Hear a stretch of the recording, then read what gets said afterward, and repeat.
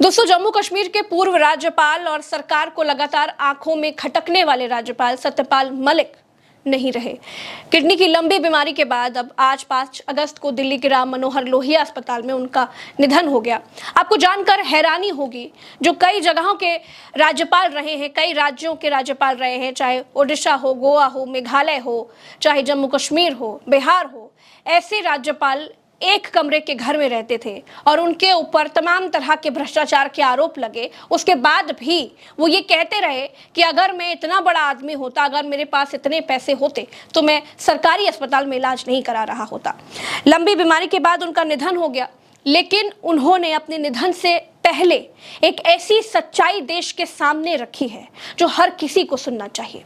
दोस्तों, उन्होंने अपने निधन से पहले जो एक एक्स पर पोस्ट लिखी थी, उन्होंने ये बताते हुए लिखा था कि मेरा भरोसा नहीं है कि मैं आज रहूं या कल ना रहूं, इसलिए मैं देशवासियों के सामने कुछ सच्चाई रखना चाहता हूं ताकि मेरे जाने के बाद देश के लोगों को ये सच्चाई पता हो। उन्होंने क्या लिखा, मैं आपको शब्दशः पढ़कर सुनाती हूँ। उन्होंने लिखा, नमस्कार साथियों, मैं पिछले लगभग 1 महीने के करीब से अस्पताल में भर्ती हूँ और किडनी की समस्या से जूझ रहा हूँ। परसों सुबह से मैं ठीक था, लेकिन आज फिर से मुझे आईसीयू में शिफ्ट करना पड़ा। मेरी हालत बहुत गंभीर होती जा रही है। मैं रहूं या ना रहूं, इसलिए अपने देशवासियों को सच्चाई बताना चाहता हूं। वो लिखते हैं, जब गवर्नर के पद पर था तो उस समय मुझे 150 करोड़ रुपए की रिश्वत की पेशकश हुई थी, परंतु मैंने मेरे राजनीतिक गुरु किसान मसीहा स्वर्गीय चौधरी चरण सिंह जी की तरह ईमानदारी से काम करने का सोचा और मेरा ईमान कभी डिगा नहीं। जब मैं गवर्नर था उस समय किसान आंदोलन भी चल रहा था। मैंने बगैर राजनीतिक लोभ लालच के पद पर रहते हुए किसानों की मांग को उठाया। फिर महिला पहलवानों के आंदोलन में जंतर मंतर से लेकर इंडिया गेट तक उनकी हर लड़ाई में मैं उनके साथ रहा। पुलवामा हमले में शहीद वीर जवानों के मामले को मैंने उठाया, जिसकी आज तक इस सरकार ने कोई जांच नहीं करवाई। सरकार मुझे सीबीआई का डर दिखाकर झूठे चार्जशीट में फंसाने के बहाने ढूंढ रही है। जिस मामले में मुझे फंसाना चाहते हैं, उस टेंडर को मैंने खुद निरस्त किया था। मैंने खुद प्रधानमंत्री जी को बताया था इस मामले में करप्शन है, और उन्हें बताने के बाद मैंने खुद उस टेंडर को कैंसिल किया। मेरा तबादला होने के बाद किसी अन्य के हस्ताक्षर से ये टेंडर पास हुआ। मैं सरकार को और सरकारी एजेंसियों को बताना चाहता हूं कि मैं किसान कौम से हूं। मैं ना तो डरने वाला हूं और ना ही झुकने वाला हूं। सरकार ने मुझे बदनाम करने में पूरी ताकत लगा दी। अंत में मेरा सरकार से और सरकारी एजेंसियों से अनुरोध है कि मेरे प्यारे देशवासियों, सच्चाई आपको ज़रूर पता होनी चाहिए। आप लोगों को सच्चाई मैं ज़रूर बताना चाहता हूं और देश के लोगों को ये एजेंसियां बताएं कि आपको छानबीन में मेरे पास से क्या मिला। हालांकि सच्चाई तो यह है कि 50 साल से अधिक लंबे राजनीतिक जीवन में बहुत बड़े बड़े पदों पर देश सेवा करने का मुझे मौका मिलने के बाद भी आज भी मैं एक कमरे के मकान में रहता हूं और कर्ज में भी हूं। अगर आज मेरे पास धन दौलत होती तो मैं प्राइवेट हॉस्पिटल में इलाज करवाता। सत्यपाल मलिक, पूर्व गवर्नर।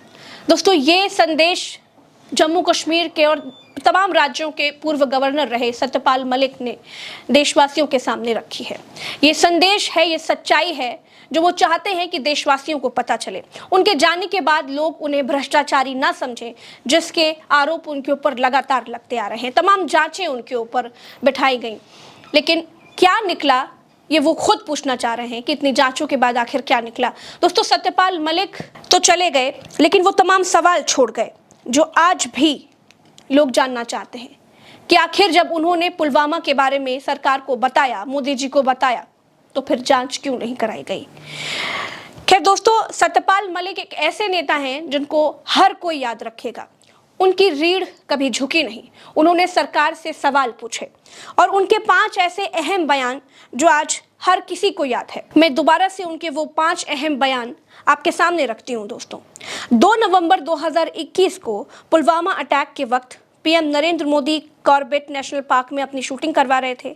बाहर आकर पीएम ने एक ढाबे से फोन कर मुझे पूछा, क्या हुआ। मैंने कहा था ये हमारी गलती से हुआ। तब मुझे चुप करवा दिया गया था। उन्होंने 25 अप्रैल 2023 को कहा था, देश बहुत गलत आदमी के हाथ में है। यदि किसान एक नहीं हुआ और केंद्र में बैठी सरकार दोबारा सत्ता में आई तो किसान बचेंगे नहीं। वे सबसे पहले खेती खत्म कर देंगे ताकि आप मजदूरी करने लगो, उसके बाद फौज को खत्म कर देंगे। 21 मई 2023 को सत्यपाल मलिक ने कहा था, अगर अगले चुनाव तक जनता ने इनके खिलाफ मतदान नहीं किया तो ये आपको मतदान करने लायक छोड़ेंगे ही नहीं। ये कह देंगे कि जब हम ही चुनाव जीतते हैं तो चुनाव कराने की जरूरत क्या है। न कोर्ट रहेंगे, न फोर्स रहेगी, न फौज रहेगी और न ही ऐसा सिस्टम होगा जिससे इन पर कोई कंट्रोल कर सके। 22 मई 2023 को उन्होंने कहा था, प्रधानमंत्री नरेंद्र मोदी अपनी नाक के नीचे भ्रष्टाचार करवाते हैं, उसमें इनकी हिस्सेदारी होती है और पूरी रकम अडानी को जाती है। 6 मई 2025 को उन्होंने कहा था, पहलगाम की असफलता के पीएम मोदी को देश से माफी मांगनी चाहिए, उन्होंने अभी तक इसकी जिम्मेदारी नहीं स्वीकारी है। दोस्तों, ये तमाम वो बयान थे, ये तमाम वो सवाल थे जो सत्यपाल मलिक लगातार सरकार से पूछ रहे थे, सरकार को आईना दिखा रहे थे और सच्चाई बता रहे थे। लेकिन हुआ क्या, तमाम सरकारी एजेंसियों ने उन्हें घेर लिया और लंबी बीमारी के बाद आज उनका निधन हो गया। दोस्तों, आज सत्यपाल मलिक के इन तमाम बयानों को लोग याद कर रहे हैं, उनके सवालों को लोग याद कर रहे हैं, लेकिन आज उनके जवाब देने के लिए सत्यपाल मलिक नहीं है। उल्टा चश्मा यूसी की तरफ से उनकी आत्मा को शांति के लिए हम सब हाथ जोड़ करके नमन करते हैं कि वो एक ऐसे नेता रहे जिन्होंने अपनी रीढ़ की हड्डी झुकने नहीं दी और जो जैसा था वो सच बोलते रहे और सरकार से लड़ते रहे। फिलहाल के लिए इतना ही।